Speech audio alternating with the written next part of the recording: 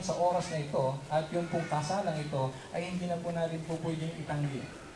Unang-una, ang atin pong witness mismo ay ang atin pong Panginoong Hesukristo.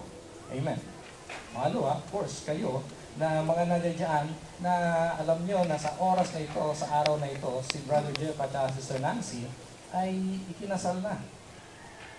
Amen. So ito pong papel na ito, pong certificate of marriage, ay upang maging legal yung pong kanilang, yung pong ginawa nila pagharap sa altar o pagpapakasal. So ito po yung katibayan na sila ay ayon sa batas na sila po ay mag-asawa na. So nagkumuha po sila ng mga requirements, yung marriage license. Actually, meron din silang Senomar, naka-attach sa marriage license. At ito na po.